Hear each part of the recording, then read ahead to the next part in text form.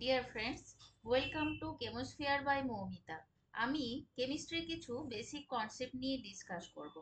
আচ্ছা ফ্রেন্ডস, দেখো আমরা আমাদের ডেইলি লাইফে কিছু ভার্সেটাইল সাবস্টেন্স নিয়ে ডিল করি, তাই না? ভার্সেটাইল সাবস্টেন্স মানে বিভিন্ন টাইপের, ঠিক আছে, যারা ন্যাচারে এক্সিস্ট করে এবং তাদের সাইমালটেনিয়াসলি কি হয়, চেঞ্জেস ঘটে। তো এই যে চেঞ্জেসটা, এটা অ্যাকচুয়ালি স্পন্টেনিয়াস প্রসেস যেটা হয়।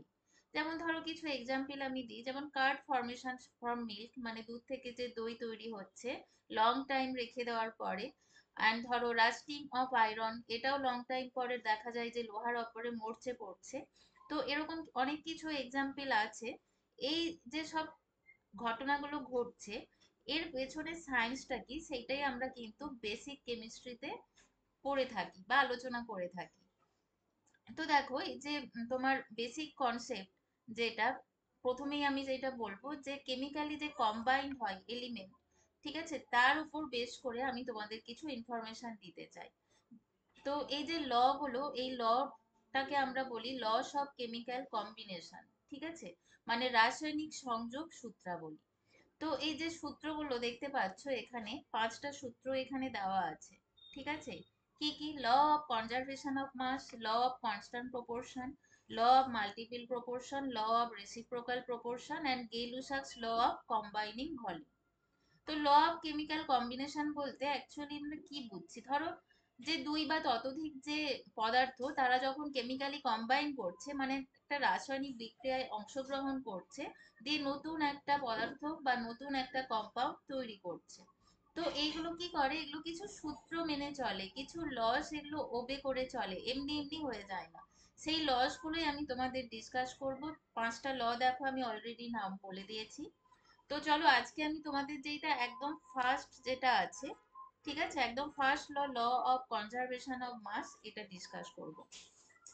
দেখো এই যে law of conservation of mass যেটা, এটা অ্যাকচুয়ালি ডিল করছে রিয়াক্ট্যান্ট অ্যান্ড প্রোডাক্টের মাস নিয়ে, ঠিক আছে। ধরো একটা কেমিক্যাল চেঞ্জেস হচ্ছে, তো রিয়াক্ট্যান্টের যে মাস অ্যান্ড প্রোডাক্টের যে মাস, এই যে মাসটা বলা হচ্ছে ইকুয়াল, ঠিক আছে, মাস এটা বলা হচ্ছে ইকুয়াল। তো দেখো এই যে মাসটা, এখানে একটা এক্সাম্পল অলরেডি দেওয়া আছে, ঠিক আছে, যেমন কার্বনের মাস আমরা জানি 12, অক্সিজেনের 32 গ্রাম, CO2 র 44 গ্রাম। তাহলে দেখো 12 প্লাস 32 করলে আমরা 44 পাই। এটা কি? এটা রিয়াক্ট্যান্টের মাস, রিয়াক্ট্যান্টের মাস। আর 44, দেখো এই যে 44 CO2, এটা প্রোডাক্টের মাস, তাই তো, প্রোডাক্ট মাস। তো দেখো আমরা তাহলে কি দেখলাম, যে কোনো রাসায়নিক বিক্রিয়ায় বিক্রিয়ক পদার্থের মোট ভর এবং বিক্রিয়াজাত পদার্থের মোট ভর কি থাকছে, সমান থাকছে। এটাই হচ্ছে law of conservation of mass, যেটা বিজ্ঞানী ল্যাভোইসিয়ার দিয়েছেন, তিনি হচ্ছিলেন একজন ফরাসি বিজ্ঞানী। তো চলো একটা এক্সাম্পল আমরা করে নিই, ঠিক আছে। দেখো এক্সাম্পলটা কি দেওয়া আছে, যে 10 gram calcium carbonate on heating gave 4.4 gram of CO2 and 8 gram of CO। ঠিক আছে, তাহলে কি করছে, ক্যালসিয়াম কার্বনেট হিটিং করা হচ্ছে কত গ্রাম, দেখো এখানে 10 গ্রাম। দেখো কোয়েশ্চেনে কি দেওয়া আছে, 10 গ্রাম হিট করা হচ্ছে, তাতে 4.4 গ্রাম কার্বন ডাই অক্সাইড পাওয়া যাচ্ছে এবং ক্যালসিয়াম অক্সাইড যেটা পাওয়া যাচ্ছে সেটা আননোন। এই এক্স এর ভ্যালুটাই অ্যাকচুয়ালি আমাদের ক্যালকুলেশন করতে হবে। তো এখানে রিয়াকশনটা কি হয়, দেখো CaCO3 থেকে CO2 আর CO ফর্ম করছে। তো এখানে ব্যালেন্সিং এর দরকার নেই, ব্যালেন্স অলরেডি হয়ে আছে। CaCO3 কি দিয়েছে, এখানে আমরা ব্যালেন্স করব না, কারণ আমাদের এখানে মাস প্রোভাইড করে দিয়েছে, ঠিক আছে।